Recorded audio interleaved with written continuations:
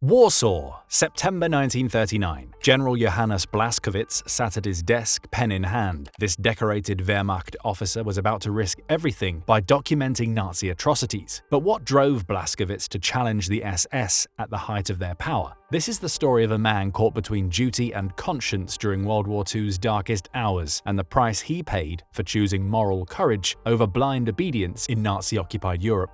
Johannes Blaskowitz's journey from a traditional Prussian officer to a figure who would challenge the Nazi regime began long before the rise of Hitler. Born in 1883 in the Prussian province of Silesia, Blaskowitz grew up in a military family, steeped in the traditions and values of the old German aristocracy. The Prussian military tradition emphasized discipline, honor, and unwavering loyalty to the state, principles that would shape Blaskowitz's career and moral compass. Blaskowitz's military career took off during World War I, where he served with distinction on both the Western and Eastern fronts. In one notable incident during the Battle of Verdun, he led a daring raid on French positions, capturing several enemy soldiers and valuable intelligence. His actions earned him several decorations, including the prestigious Iron Cross First Class. This wartime experience not only honed his tactical skills, but also reinforced his belief in the traditional Prussian military virtues. In the tumultuous years following Germany's defeat, Blaskowitz remained in the military, serving in various staff and command positions. He witnessed firsthand the political and social upheaval that gripped the Weimar Republic. Despite the challenges, Blaskowitz focused on his military duties, steadily rising through the ranks. By 1932, he had been promoted to Major General. The political climate in Germany during Blaskowitz's rise was marked by instability and extremism. When Hitler came to power in 1933, the relationship between the Wehrmacht and the Nazi Party was complex. Many officers, including Blaskowitz, hoped the new regime would restore Germany's military strength and national pride. However, they were also wary of the party's radical elements and its potential interference in military affairs. Blaskowitz's career continued to advance under the Nazi regime. In 1936, he was promoted to General of Infantry and given command of Military District 3 in Berlin. This position put him at the heart of Germany's military preparations and brought him closer in contact with Nazi leadership. As Germany began its aggressive expansion in the late 1930s, Blaskowitz found himself in increasingly prominent roles. He commanded the 8th Army during the invasion of Poland in 1939. His success in this campaign led to his appointment as Commander-in-Chief East in Poland. As he took command in occupied Poland, Blaskowitz was about to witness firsthand the brutal methods of the SS and other Nazi organizations. He expected to oversee a military occupation. Instead, he stumbled upon a dark secret that would pit him against one of the most feared organizations in Nazi Germany. One of Blaskowitz's first encounters with SS brutality occurred in a small Polish village. He arrived to find bodies scattered across the town square, including women and children. The local SS commander reported that the village had been pacified due to suspected partisan activity. This scene, repeated across occupied Poland, deeply shook Blaskowitz's professional ethos. The Einsatzgruppen, mobile killing units operating alongside the Wehrmacht, were at the heart of these atrocities. These SS-led death squads targeted Jews, intellectuals, and other enemies of the regime. Their presence created a complex and tense relationship between the SS and the regular army. Blaskowitz found himself caught between his duty as a military commander and his moral obligations toward these actions. In one of his reports, Blaskowitz wrote, "The sight of innocent civilians being executed without trial or justification has deeply affected our soldiers. Many are disgusted and repelled by what they've witnessed." This personal reflection highlighted the impact of these crimes on the Wehrmacht morale and discipline. Blaskowitz's strategic concerns about the SS's actions went beyond moral outrage. He recognized that such brutal occupation policies would likely provoke resistance among the Polish population, creating long-term security challenges. In a memo to his superiors, he warned, "The current methods employed by the SS are not only morally reprehensible, but strategically unsound. We are creating a powder keg of resentment that will inevitably explode into widespread resistance." The general began meticulously documenting the atrocities he witnessed and those reported to him. His records include dates, locations, and specific incidents of war crimes, creating a damning indictment of Nazi occupation policies. This documentation would serve as evidence to support his protests against the SS's actions. Despite the risk of challenging the powerful SS, led by Heinrich Himmler, Blaskowitz made the decision to speak out. On November 27, 1939, he drafted a memorandum challenging the foundations of Hitler's regime. This report was a scathing indictment of the SS's violent actions in occupied Poland.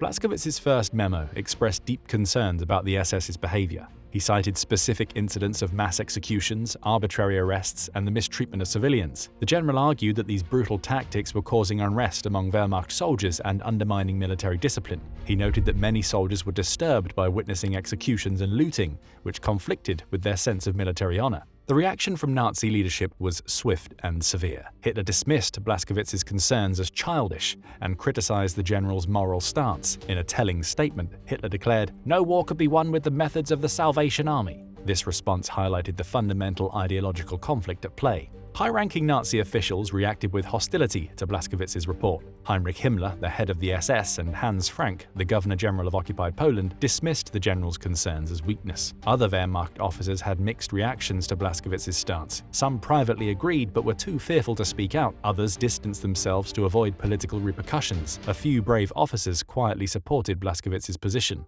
The consequences for Blaskowitz were severe. His moral stand led to his marginalization within the military hierarchy. Hitler personally intervened to limit Blaskowitz's future advancement, a clear message to other military leaders. In May 1940, Blaskowitz was removed from his command, a direct result of his persistent protests against SS policies. The impact of Blaskowitz's protests on Nazi policies in Poland was minimal. The SS continued its brutal tactics in occupied territories. However, Blaskowitz's memos did highlight the growing tensions between the Wehrmacht and the SS. This internal conflict would continue to simmer throughout the war, occasionally erupting into open disagreements over strategy and methods. After his removal from command in Poland, Blaskowitz found himself in a precarious position. His outspoken criticism of SS atrocities had earned him powerful enemies within the Nazi hierarchy, but his military expertise was still valued. In May 1940, as German forces swept through Western Europe, Blaskowitz was initially slated to command the 9th Army for occupation duties in France. However, Hitler personally intervened to block this appointment,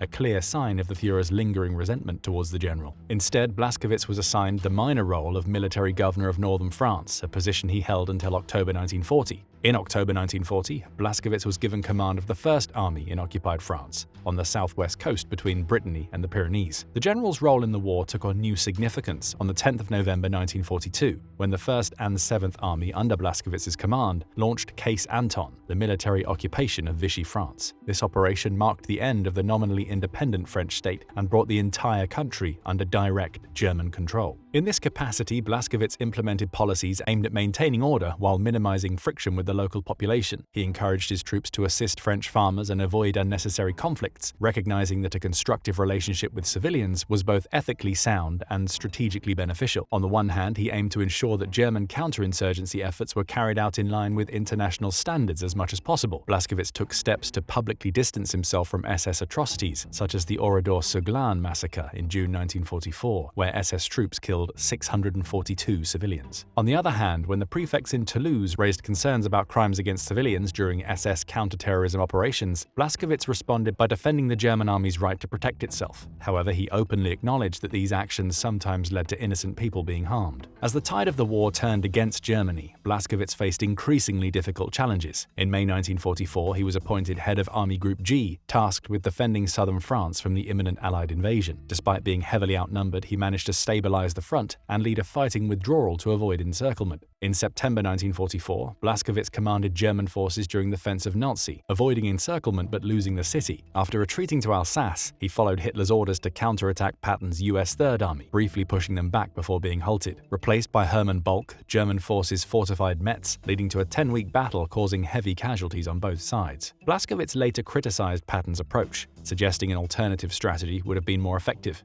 Reinstated in late 1944, Blaskowitz launched Operation Nordwind in January 1945 to support the Ardennes offensive, but the assault failed to achieve its objectives, ending near Hagenau. Subsequently, Blaskowitz took command of Army Group H in the Netherlands on 30th of January, succeeding Kurt Student. Over the next 3 months, he led a fighting retreat against the British 2nd Army and received the swords to his Knight's Cross. In April 1945, he became Commander-in-Chief of the still-occupied northern parts of the Netherlands. In the final days of the conflict, Blaskowitz allowed air corridors for Allied airdrops of food and medicine to the Dutch civilian population, potentially saving thousands of lives during the devastating famine in the Netherlands. After the war, Blaskowitz was among the German military leaders tried at the High Command trial for war crimes and crimes against humanity. Despite his opposition to the Nazi excesses, Blaskowitz's role in implementing military operations under the regime placed him under scrutiny. One notable incident involved him being accused of ordering the execution of 2 deserters after Germany had surrendered. On February 5, 1948, during his trial, he took his own life by jumping from a prison balcony, a dramatic and somber end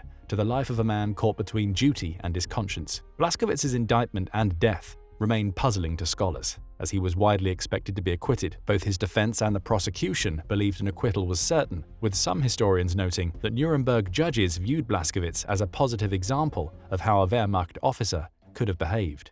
Well, that's it. Thanks for watching. We hope you found this video informative. If you enjoyed learning about today's topic, make sure to check out our other videos about German generals. Don't forget to like this video, subscribe to our channel, and hit the notification bell to stay updated on more World War II content. And that's an order.